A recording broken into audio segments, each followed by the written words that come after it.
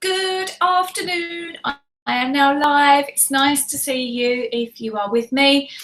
I'm thrilled to do this as my first Q&A, which is live, and I just thought it would be quite interesting to do it. I've been looking for a long time about doing like podcasts and stuff like that, and thought it sounded very complicated. So here I am instead doing it this way, and hopefully it's all working. What I need to do is to tweet out this link, which I'm not sure how to do. So you're going to have to bear with me, because the only time I've done this is with the Global Stars folks. And there's got to be quite an easy way of doing it, I'm sure. So maybe there's a way to find out. Just looking at everything on my screen. So okay, actually what I'm probably going to do is just tweet out, you're going to have to bear with me, on here, on my phone, and see, in fact, if I go to my own YouTube channel, will that work? A little bit technical glitches, but I've got loads of questions that I'm going to answer, and they're all quite really diverse. If you have questions, you can send them to me on Twitter, which is @LouiseUsher. I wonder if I can put a little, if I use that toolbox, hangout toolbox. Let's see if we can add on there my, oh, it's downloading the app. So hopefully I can download my YouTube, not my YouTube, sorry, my Twitter username, which is @LouiseUsher. It's taking ages. I hope it hasn't made me go all funny. We're still broadcasting because I can still see it there. Are you close enough to me? I don't know if this sounds good enough. So bear with me 1 second, because what I really want to do is to get this video going. Oh my goodness, I have another subscriber since we've been on air. Aha, here we have comment tracker. Well, this is handy. You just never cease to amaze me. I'm not even joking. I'm so impressed with the Google Plus. But why am I not? If I refresh home, more. I don't know how you do it. We should be going live on. Oh, we're live. If anybody is watching, my friends that are here, can you send me a message and let me know that you can see this from my channel? It should be up. I can't see it on my channel. So anyway, oh, I went on Twitter earlier, and there's a photograph of somebody holding this massive butterfly. Right, let me just tweet out my YouTube page. www.youtube. It always goes YouRube. That's my bad spelling. Not that I'm bad at spelling, but I always hit the wrong / Louise Usher. If you haven't subscribed, please go and subscribe. I just literally, I'm celebrating with myself right now. I have hit 76,000 views on my channel right now. So I'm so impressed with that. Okay, come on over. It's the thing with these live things, they're brilliant because you can get to like cover so much stuff. I've got all my questions here. I've got some on that computer there, so I'm going to start those in a second. Just also want to tell my Global Stars family, let me just tell them, if you don't know who they are called Global Stars. Please go and search them in YouTube, because I tell you what, we have had such a success with our channel. Oh, no one's online. Let's see. I'm live on YouTube, YT we call it in the biz now. Oops, and I've left it all in capitals. Please send someone check. You can see me. Okay, hopefully they'll come back. I've left my sounds on. So I'm going to let you know the questions that I've got here. If you don't know much about me, then, you know, where have you been? There's loads of information. Okay, so we're going to start. Oh, I have so many questions. I've had quite a lot of young ladies recently, and I'll tell you why they've been young ladies recently, is because I've put a video up which has been a huge success, which is where Jasmine and I, Jasmine's my lovely daughter, we went to meet Tanya Burr. I don't know who Tanya Burr is. She's a highly successful YouTuber. And what Tanya does, she's got a real good head for business. She has been doing like makeup collections. Yes, she's been doing like lip gloss and stuff like that. And it's beautiful stuff as well. Sorry, my matches are falling down. I just lit some candles. Can you see? Look, I've got the date there and my little Buddha, who's my sleeping Buddha, just to create an ambiance. Anyhow, so I've had a lot of messages from young ladies asking me, can you please let us know how you got started on YouTube?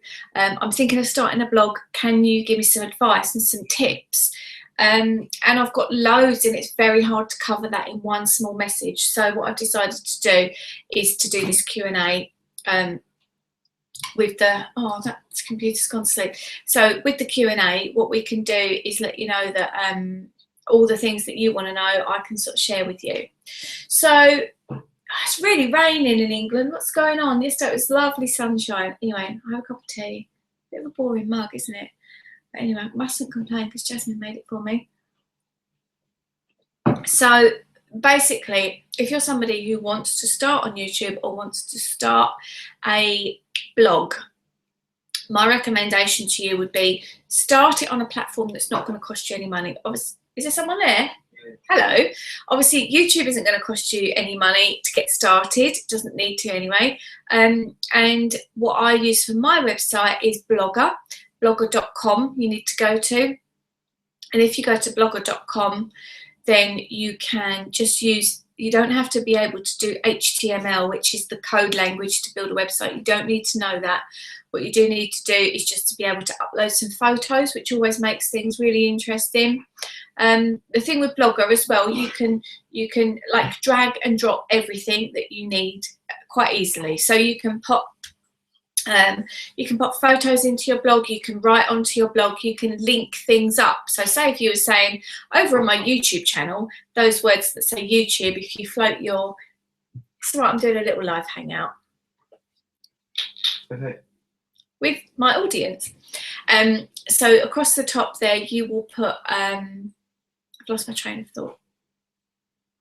Should have told the family. Across the top, you've got like different pages that you can have, and then you have different posts as well. So on each page, you'll have different posts that you can put through there. If you're somebody that loves to write and loves to record your life and stuff, and you're not frightened to put it out there, then do. Now, probably the biggest question that I get is from people saying, I'm really nervous to get started.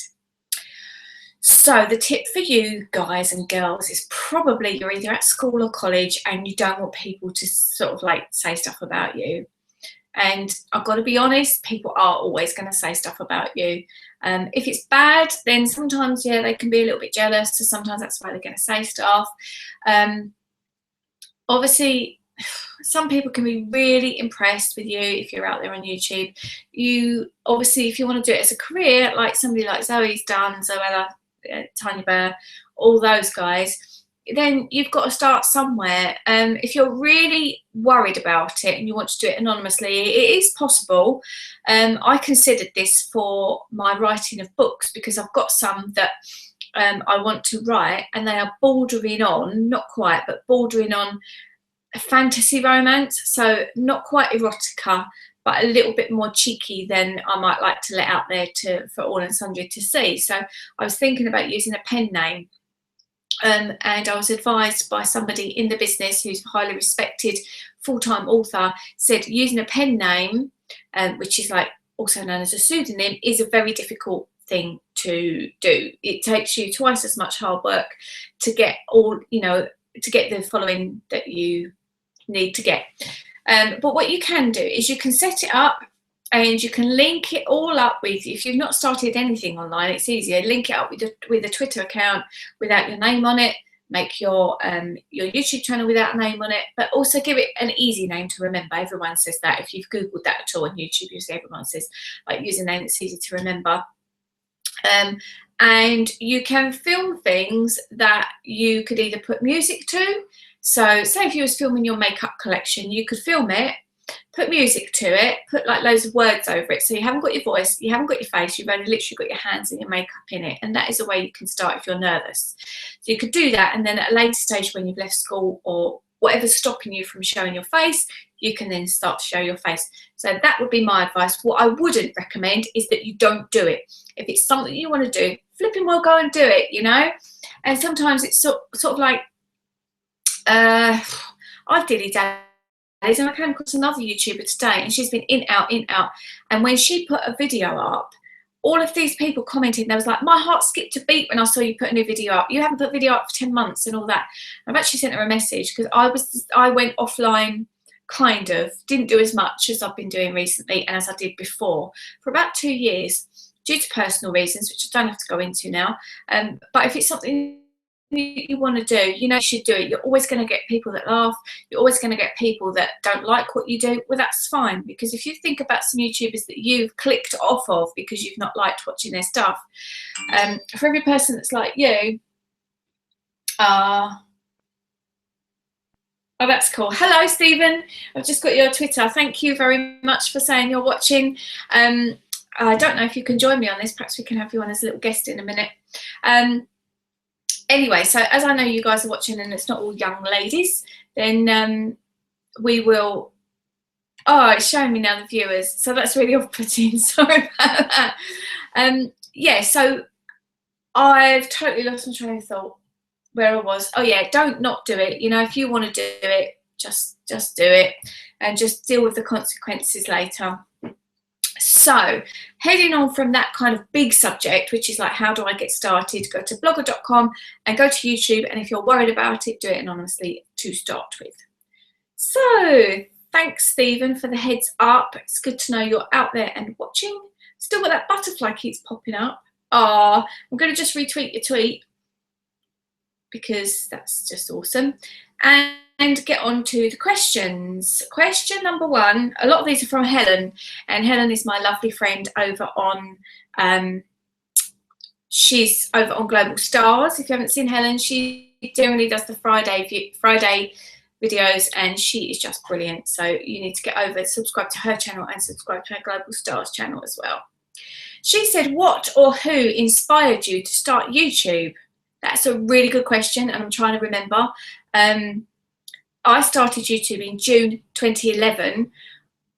Oh my goodness, that's 4 years ago almost. I don't know who inspired me to get started. I'm going to have a guess at a lady called Megan Castron. If you've seen her, she's also known as Jewel Chick. It was really funny. It was around about similar time that I started to learn about the law of attraction. And what Megan does is she just kind of goes on to YouTube and just talks about whatever she fancies talking about. She doesn't do it to sell her business, but what she does, she makes this like junky jewellery stuff that people really like to buy, and she has a whole room full of jewels. Anyway, I digress. But she talks about all sorts of things on there, and she's very much into law of attraction, as I am. She's just a little bit older than me, but I found her really interesting, really positive and upbeat. And I discovered her. I was diagnosed with celiac disease before that actually, but I wanted to learn a bit more about it. So I just Googled in celiac disease, and she popped up just in a darkened room talking about what celiac disease is, because she also has it as well. And I liked her manner, and I thought it was good. So I started looking at some other people on YouTube, because I can't remember when it started to get popular. I think it was about then anyway. And as I started watching some other people, and I don't mean this to sound insulting at all, but some of the people were just like looking at the camera and just standing there, a bit like I am now, just sort of bleating on, but really slowly or a bit crazily, or just like laughing at things that only they would find funny and stuff.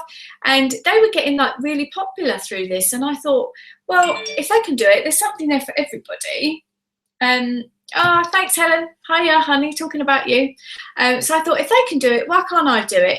So I just decided to start like doing some YouTube stuff. And then I got really into it, really started enjoying it. So I think, yeah, it was Jewel Chick. Go and check her out. She's quite popular on YouTube, and she does a lot of it. She's very consistent with her work. But I think probably the people that inspired me to get started was the people who I watched and thought, this is mad, you know, and like I said, there's something out there for everybody. So, so good for them. And thank you very much for inspiring me. Who is your favourite YouTuber? Oh my God, that's a really big pressured question, because I've got all these lovely new friends. I don't know if I can click to see who's viewing, because if I can, I should say, oh yes, of course it's you. I don't think it can tell me. I thought we could do this straight out onto the YouTube channel, but I'm on Google Plus, so I'm not sure. Anyhow, my favourite YouTuber. I sneaked over the shoulder of Jasmine recently as she was watching Tanya Burr. As you know, thanks for that message up there, Helen. As you know, Tanya Burr, I've just spoken about, and I found her makeup tutorials very knowledgeable. These are old videos that I'm going back over. I found her really, really clever in what she's clearly trained, as I am, and you can tell the difference between somebody that's trained in the language that they use compared to someone who just likes makeup and likes putting it on and can do it really well. There's a difference. So I admire her for that. Stephen, who's in our group, his videos make me laugh because he's kind of silly funny, and I get that. Actually, Jack's a bit like that as well, and he really cracks me up too. It's really difficult to know. I like to see, probably easier to tell you, my phone's gone off now, with the questions. It's, oh, she's just, Helen, not Helen, Hannah. Trying to send my subs on video. Blah, blah, blah. Right. Okay, we'll have to deal with that after, because that's not to do with this Q&A. It's probably, I don't know, really. It's hard to say, like, who's my favourite? I don't know. Really don't know what to say. Who's my favourite YouTuber? Hi, Hannah. Hi, Hannah. People keep clicking on and off here, so I think it might be going up, down, up, down. If you haven't checked her out, she's at Diary of a Hannah with a H, and she's brilliant, and we love you, Hannah. So my next question, what's it like being a mature student? I'm going to keep this one brief, because I'm probably guessing the majority of people who might be watching this are at work who might be interested in becoming a mature student. Thankfully for me, the course that I'm doing is encouraging of mature students. They don't have very many sort of like school leavers, people who've just got their A-levels on it. I think because it's medical, obviously if you're going to see somebody for some medical advice and you're greeted by somebody who's 20 years your junior, it's going to be a little bit difficult, I suppose, to give them the respect. I'm not too sure. But as for how is it being a mature student, well, when I first started, a lot of people said that it's going to be quite difficult because if you've been out of learning for a long time. I haven't been out of learning, really doesn't feel that long, because I had a career change when I had my children. So I spent 4 years learning my craft at college. So I was used to it from there, but that was very much a practical course, doing hair and beauty. So yeah, that was 4 years to get all the qualifications that I got there and take all the competition work and stuff that I did. So I was used to learning from that, and of course being interested as I am in nutrition and stuff, I've learned a lot more online, so I'm used to sort of keep learning. But I have to say, doing a degree is so much harder than I imagined it would ever be.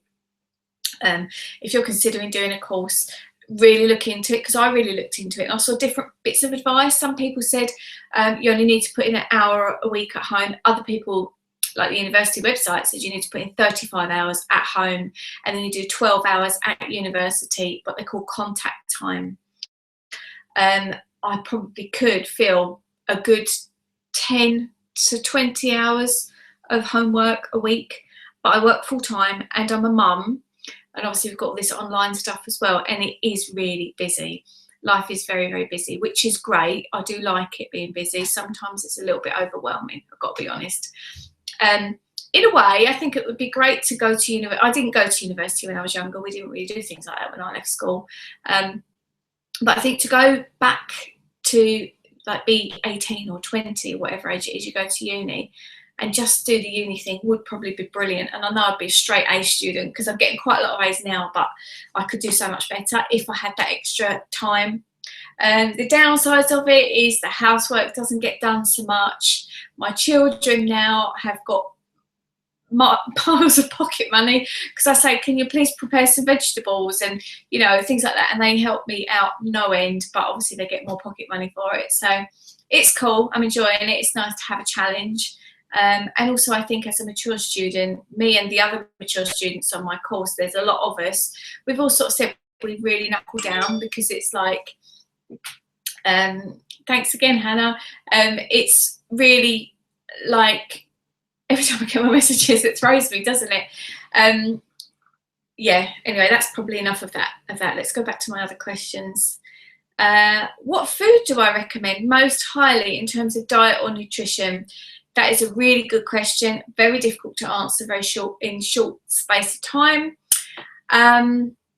Everybody is so different, and this is something that frustrates me slightly about the course that I'm doing, is that there obviously has to be a bit of advice that will be sort of one size fits all, but then I believe it all needs a lot of tweaking as well. For me, I've got another question which kind of comes into this. What is Crohn's disease and how did you beat it? I'll sort of tie that in a little bit with this. I'll talk about what Crohn's disease is in a minute. But for somebody like me, it's quite difficult to eat regular stuff that everyone else would eat, because if you've got celiac disease, you can't eat wheat and gluten, and pretty much everybody eats that, like with every meal. You think about breakfast cereals or toast, that'll have wheat and gluten in it.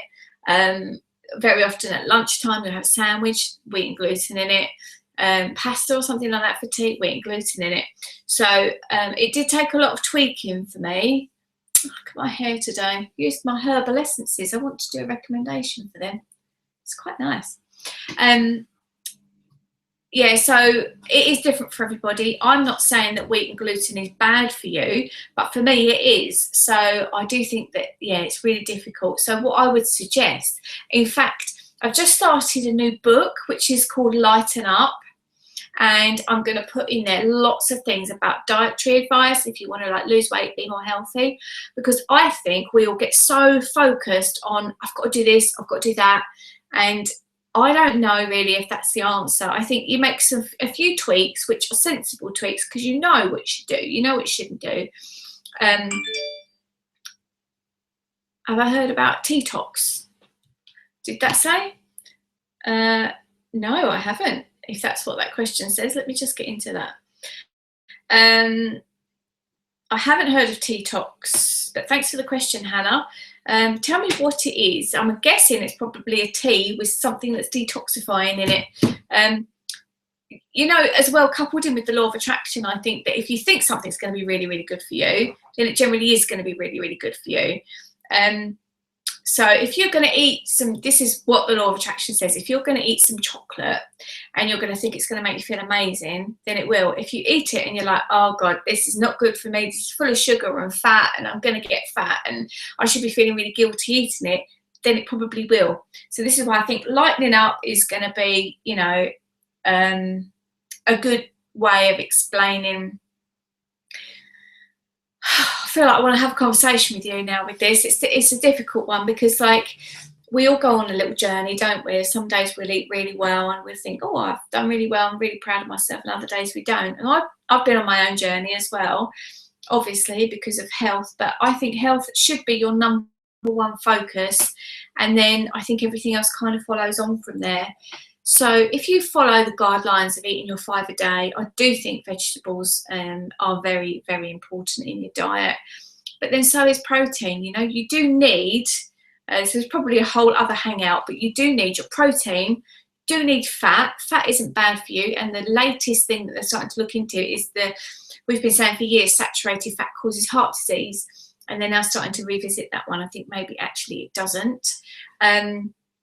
So you need fat, you need carbohydrate, you need protein, and then obviously your macronutrients. I just recently started to take a supplement. Let me read this question. Fruit detox. It helps you lose weight with eating healthily. Well, yeah, I do have an opinion on that. actually. I don't think drinking fruit tea is going to make you lose weight. It's a little bit like those raspberry ketone thing. They're the latest thing, and the aloe vera and all that sort of thing. People that go in for the big faddy stuff, very often, because it's going to limit you for, say, oh, do this for 2 weeks or do this for however long. It's the advice is not great advice, really. What you need to do is make a decision that you're going to lead a healthy lifestyle right the way throughout your life, and have a little bit of what you like. In fact, actually, the best way to demonstrate this, you might have seen on some of my other videos, is use the 80-20 rule. So 80% of the time you eat healthily.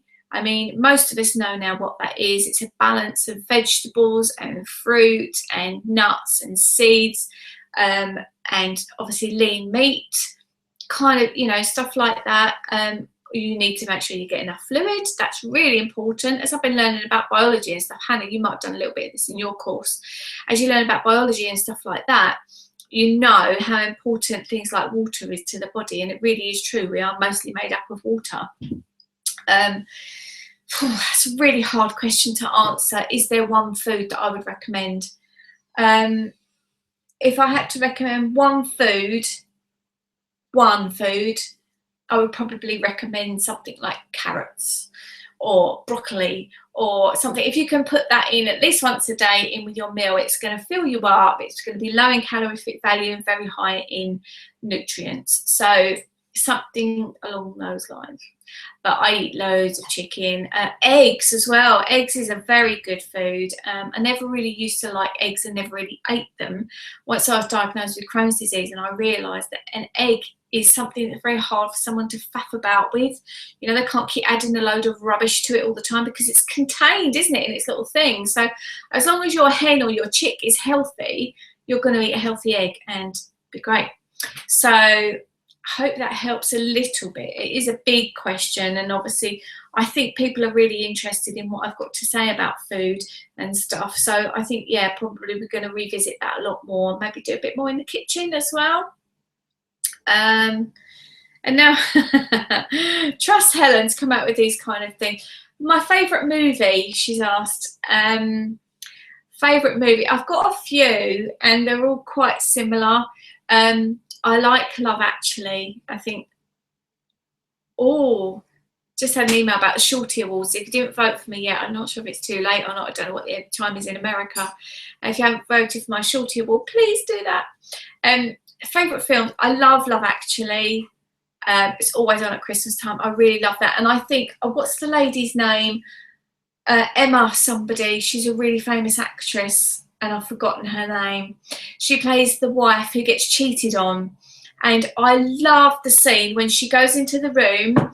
She thinks she's just opened a necklace, and she thinks that, she opens her gift and she thinks it's a necklace because she saw her husband buy a necklace, and she opens it, it's a Joni Mitchell CD, which he buys a Joni Mitchell CD every year. She goes into the bedroom, she takes a moment, she has a little cry, and she does this and this, and she goes out and she says to the kids, right, let's go, or something like that. And I just think, oh my God, I so relate to how she felt. But it's like putting on that brave face, you know. I've done a lot of jobs where you have to put on a brave face regardless of what's going on in your life. That for me was brilliant in that film. I also like the other sort of films like Pretty Woman. What's the one with Hugh Grant and, I can't remember, Hugh Grant and Julia Robertson, Notting Hill. They're all sort of similar, you know, kind of films like that, chick flicks. I watched one the other day which really made me cry. I cry a lot of films if it's a sad one or if somebody dies. Watching Marley and Me was a shock. I thought it was going to be about a dog and happy times, and that died, and I was like, oh my goodness, didn't like that. I don't like anything like horror films, can't stand them, would never watch them because they stay in my mind forever. Even Jaws, when I watch Jaws, and then you go scuba diving in the Red Sea, and you're like, oh my God, I've got to look down there, what's going to be down there? Freaks me out. I have such an active imagination. But as for my one favourite film, Serendipity. If you've never seen Serendipity, go and get that. That is brilliant. I have somebody from my past to thank for introducing that film to me, and still go and watch it now. Serendipity means a fortunate series of accidents. And it's about girl meets boy, and they both think about each other and come back into each other's lives in years to come, and brilliant, like that. Favourite song? I've got lots. If I had to pick only one, I would say More Than Words by Extreme. Don't know if you know, that's quite old. Probably about 1994, 95. More Than Words. Oh, it's lovely. I like singing along to that. But I have different songs for different days, if that makes sense. So yeah, I like that. There's a very old song called Time in a Bottle. That's worth a look because it has wonderful words. Music Was My First Love. I like that. I'm thinking my funeral song should be Dancing Queen because that's quite funny and I like dancing. What do you find most attractive in a man? Helen, why would you ask me that question? I don't know if that's you watching now. My God. You know what? I probably shouldn't really talk about this. I don't talk about relationship stuff. Do you notice? I don't have a type, which makes me sound really unfussy. But I'm actually really, really fussy, but I don't have a type, if that makes sense. I can look at people walking down the street and think that they look really nice. And that's not just you know, not just guys, but girls as well, in a non weird way. I don't know how to answer that. I've gone really coy. Well, I'll tell you what I don't like. I really hate those beards. You know, those stupid beards that everybody's wearing right now. What the hell is that all about? I went to the gym the other day and there's a guy that works there and obviously works really hard on having this amazing body, and he does two things. He has this beard that comes all the way down here and it's not even neat around the edge. It's like all there. And he also wears his socks pulled right up to like his calves and then shorts on. Why would you do that? Right, so what do I find most attractive in a man? I like a man to smell nice. If he smells nice, that's really good. I like him to be neat and tidy. But then you can be casual but neat and tidy, if you know what I mean. I think for me, a sweetheart is probably the most attractive thing. I don't know if we're talking about physical stuff, aren't you? I can't answer that question really. Yeah, not without going into my past, and I don't really want to do that massively because, you know, it's varied. But anyway, the best advice you've ever been given. Helen said, what is the best advice you've ever been given? Oh, actually,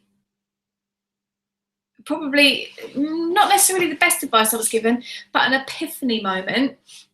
I was only young. I was about 13, 14, and I was at school and I felt this huge pressure to choose the right exams at school. You know, when you choose your options, he was all shouting at the screen, options, options. When you choose your options at school, I was like, what the hell am I going to take, you know? And I can remember, this is so sad, there's these women at the fast food, there's like a clan of fast food things. You've got Burger King and KFC and Subway and that all in this place. And I watched these women go around when I was a kid, clearing the tables and spraying this stuff and wiping the tables. And I thought that looks like quite fun. Perhaps that's the job I could do, because I was a little bit of the belief that a job was something that you didn't necessarily enjoy, but you just did it because you had to earn some money. You know what I mean? Because my parents were the sort of people that worked in factories and didn't necessarily like go after their dreams. I'm not sure people did that so much back then. You know, they did what they had to do to pay the bills kind of thing. So I was of the belief that, you know, you just get a job. And my auntie, bless her, she's not with us anymore, but God bless her for saying this, she said to me, you need to choose something that you're going to enjoy. And if you could have drawn, I would have had a big question mark above my head. I was like, something you enjoy, really? Okay. And then I started looking at what I enjoyed at school and what I was doing well at, and the thing that flagged up was they didn't call it home economics back then, but we did cookery in it, but it was a food and nutrition O-level that I took. I was the last year to take O-levels before they became GCSEs. And it's really strange that I went down that route and then I decided I wanted to be a dietitian, and I was told you can't be a dietitian, there's not enough jobs around. So instead I decided to go to college to learn to be a chef, which I did, and had a fantastic career doing that. And then here we are back now, back doing my training again, round to the thing that, you know, I wanted to do in the first place, which is crazy. So I suppose to answer the question, my aunt's advice about, you know, doing something that you enjoy was really good advice. Bless her for that. What else have we got here? If you could turn back time, what would you do differently? Not much, which might sound really surprising, but there's not much I'd want to go back and change. I've had, so far in my life, I've had some amazing experiences. I've enjoyed them all for all different reasons. And I think as well, I know this sounds cheesy, but I really genuinely believe that all of those experiences bring you to the place of like where you are now. So what would I do differently? Don't know, because at the time you sort of think of things like, I really wanted children for so many years, because, you know, I met their father very early on in life, very young. We was just kids. And what was that? I heard a noise on my phone. Anyway, so yeah, so I don't know, kids, they came when they came, and they obviously came at that time for a reason. What would I go back and do differently? I watched another film once. It's called Peggy Sue Got Married. Did you ever see that? And she went back in time. I love time travel films, like Back to the Future and stuff, really funny. And she went back in time and asked her granddad, who in real time had died. So she went back in time. She's like, "Oh, Grandpa," and put her arms around him. And she told him, and he believed her because he was into all that kind of stuff. And she said to him, "If you could give me some advice, what would it be?" And he said, "I wish I'd taken better care of my teeth." But apart from, you know, stuff like that, I don't know. This isn't necessarily what I'd do differently, but I wish I'd known earlier that I have Crohn's disease and celiac, because I would have eaten differently, if that answers the question. It's a bit loose as to whether that answers the question, but it gave me so many health issues for so long. And only now that I've tweaked my diet do I feel more healthy. And it gave me lots of issues to do with, I had endometriosis, many miscarriages, which was really sad, and chronic fatigue for a long time. So I've sort of got rid of lots of problems like that now. And much as my little body's been through lots of operations and been bashed and bruised, I believe it all comes from that one thing. And if I'd known that earlier, then obviously I could have changed that. But it's not sort of so much that was a choice at the time. That makes sense. And Helen's last question: if I won the lottery, what would be the first thing I would buy? This is an uninteresting answer, and I'm really sorry for it, but I think I'd pay off my mortgage, because I love my little house, and I would love to know that I'm here forever, and that it's secure and it's my place. That would be fantastic. So if I won enough money to pay off my my mortgage, I would do that. I would like, depends on how much you won, doesn't it? Let's assume it's a couple of million. You know, it's a jackpot. It's a couple of million. I would like to maybe buy a holiday home somewhere, right on the beach. Oh, we're going back to films again. It's not that I'm like a great film watcher. Have you seen a film called Something's Gotta Give? That's got, I want to say Meryl Streep, but I don't think it is Meryl Streep.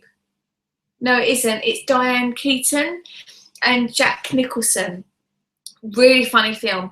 And in that, she's a writer, and she has these French doors that just open out onto the beach. And the times that you see that in films, somebody's a writer and they've got these French doors or big windows and beach. In fact, yesterday I took some photographs that I need to write for my next blog about that, because we went somewhere, I won't give it away, but we went somewhere and I saw that. So probably I would buy myself a second home. I could go and sit and write overlooking the beach. That would be amazing as well. So thank you very much for your questions, Helen.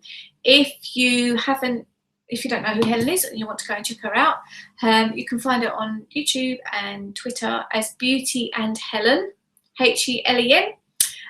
So thanks for your questions. Now then, I have another question from Lisa. She says, what made you want to stop hairdressing?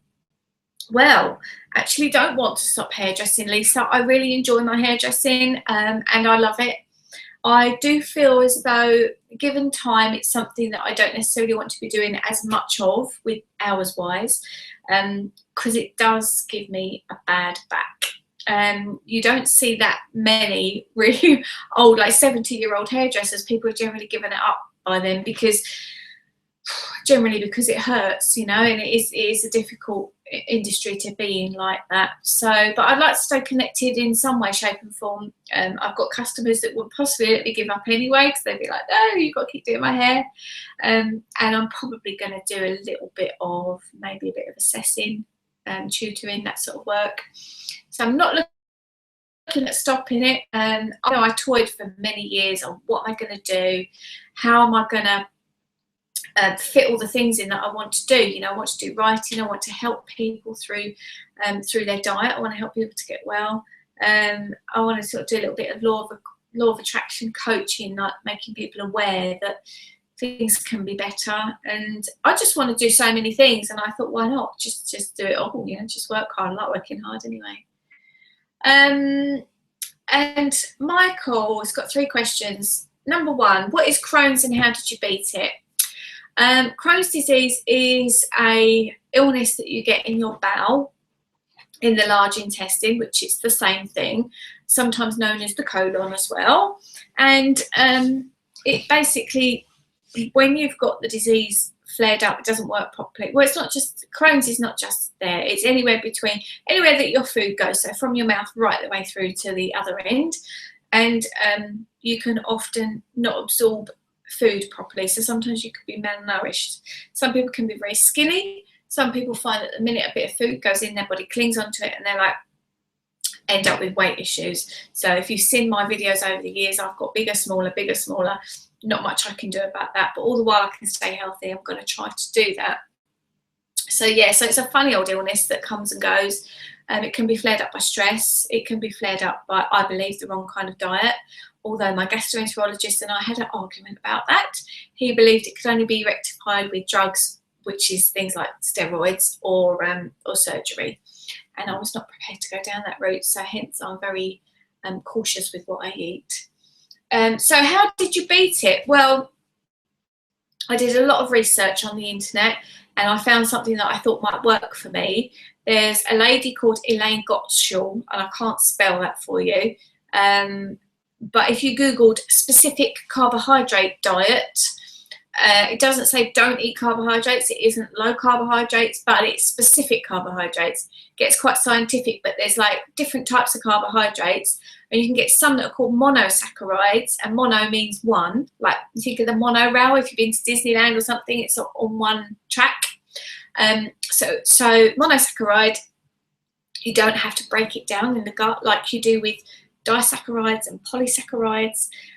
So it's basically, that is the carbohydrate that is easier for you to digest. So people like myself that have digestive issues, cut out the others, and things like starchy foods and grains. So anything like that that needs to be broken down, if we cut them out, then we tend to be able to let our gut heal slightly. I used to boil up a lot of chicken bones and drink the broth, which is very good for anti-inflammatory illnesses.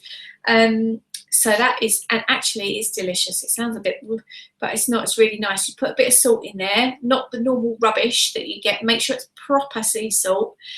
That's also quite good for adrenal fatigue. If you have problems with adrenal fatigue, which means that you get a little dip in the afternoon. If you put a little bit of pinch of salt, real sea salt. I use Malvern, M-A-L-V-E-R-N. Might not have an R in it, not sure. I use Malvern sea salt. I would recommend that. So the way I beat it is straight away I put myself very, very strictly on this specific carbohydrate diet, and within 3 weeks my symptoms had gone from me wanting surgery or needing surgery to almost symptom free. The horrible symptoms had gone. The life-threatening symptoms are gone, put it that way. So it's always going to be a work in progress, but specific carbohydrate diet is my go-to if ever I'm not feeling right. I'll boil up my bones. I'll eat lots and lots of chicken. Carrots mashed up is good for me. I don't have too much in the way of fruits and sugars and things like that at the time. Some people decide to cut out dairy for forever. I haven't had to cut it out completely. I'm not great with it all. For an allergy test next week, who knows what they might say. So that's a quick masterclass on Crohn's because I only have 10 more minutes to go. So what made you want to be a dietitian? Well, I've kind of answered that a little bit earlier. I've always been really interested in food and nutrition, but more recently with my own health issues, I wanted to tell the people, you know, how you can be so much more healthy. Just going to check Twitter quickly because I think the message keeps popping up. The way to, oh yes, we have lots. The way to, sorry, just thinking. Yeah, the way to help other people, that's really what I want to do. I want to help other people to get well like I have. Oh my goodness. Ah, thanks for all the nice messages. Da, da, da, da, da, da, da. Oh my goodness. That's loads of lovely messages. Bless you all for watching. Thank you. So that's what made me want to be a dietitian really, but it leads me nicely on to the next question. What is the difference between a nutritionist and a dietitian? There is a very big difference between those two, and I don't know which one I'm going to end up being yet because, well, there's a very good reason. Dietitian is a title that is protected by law and by the HCPC, which is the Healthcare Professionals Council.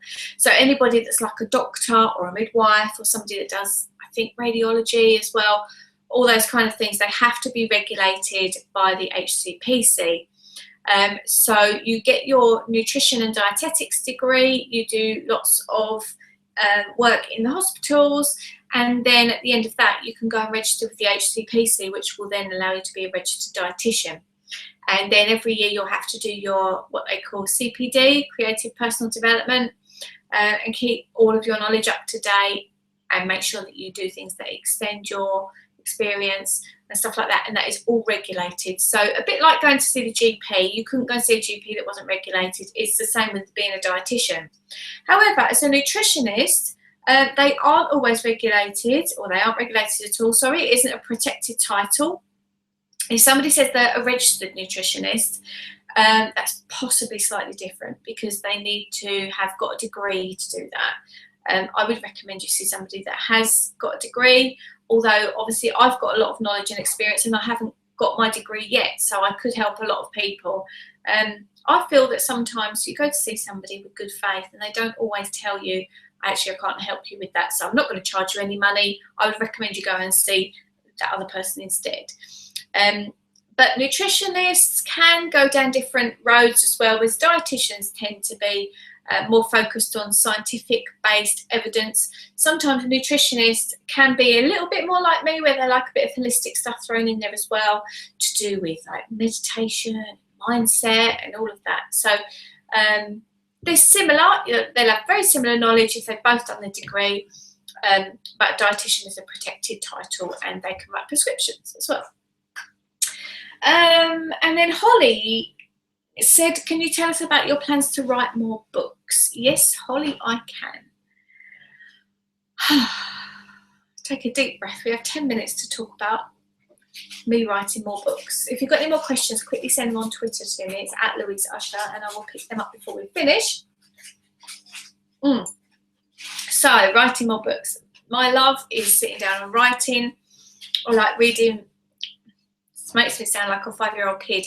I like to read back over what I've written and sort of think, oh, did I write that? Oh, I hope that makes sense to somebody, because if you're a blogger, you'll probably find that you're the same. So don't worry about making noise. It's just a live hangout. You know, it's supposed to be raw, a bit like EastEnders last night when she said, how is Ian? And Jane went, and Tanya went, did you see that? Wasn't that brilliant? Oh my God, I can't wait for tonight on EastEnders. I'm so excited for EastEnders tonight. Who killed Lucy? I haven't got a clue. I always have a hunch about these things. I haven't got a clue, not the foggiest.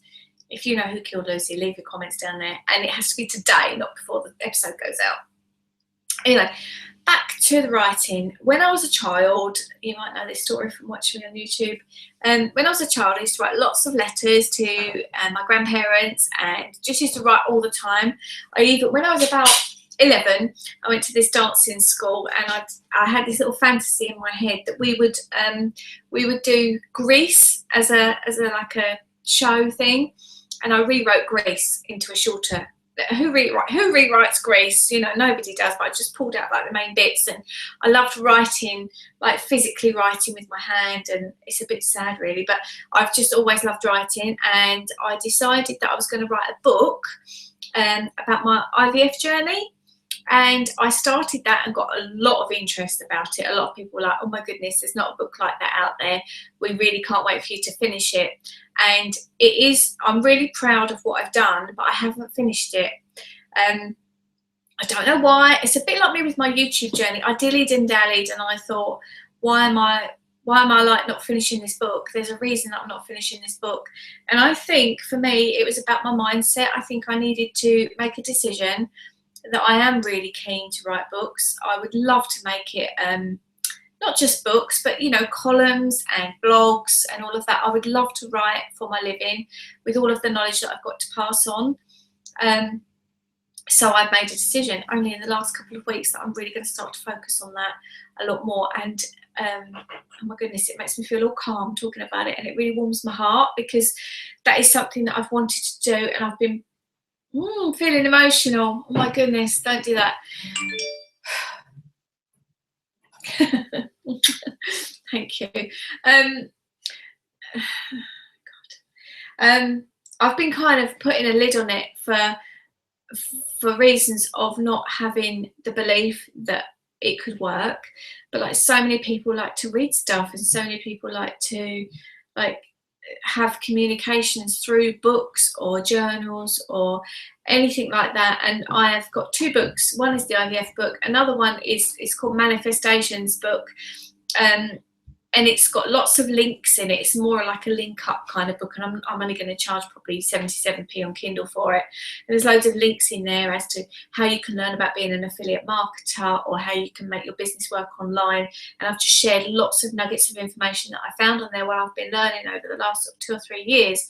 So these 2 books I want to get finished. I've started a new one this week, which I told you about earlier, called Lighten Up. I'm really quite keen to keep going with that. I'm going to do a little bit every single day.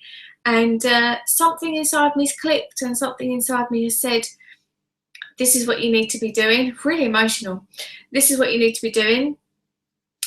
This is the path that you need to go down. And because the hippie in me says that there's something in your gut and in your heart and in your core, and then there's this outside world, and sometimes you don't listen to that gut, and you don't listen to that spirit that's inside you that's telling you like that's what you need to be doing.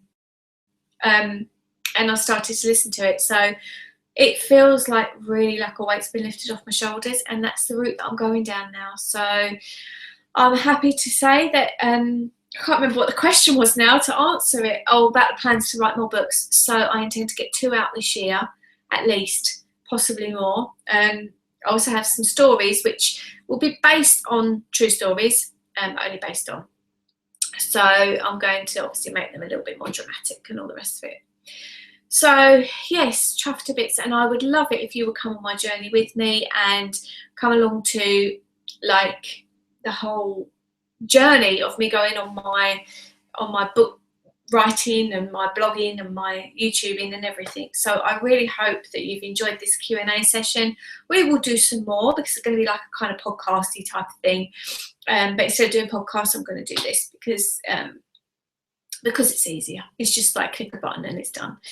So hopefully you've enjoyed that. I've managed to not cry, and thank you so much for being with us and watching. Thanks for all your questions, and I will look forward to seeing you next time. If you are watching EastEnders tonight, enjoy seeing Who Killed Lucy. Oh my goodness, who's it going to be? Anyway, in the meanwhile, I will wish you lots of love and speak to you later. Bye for now.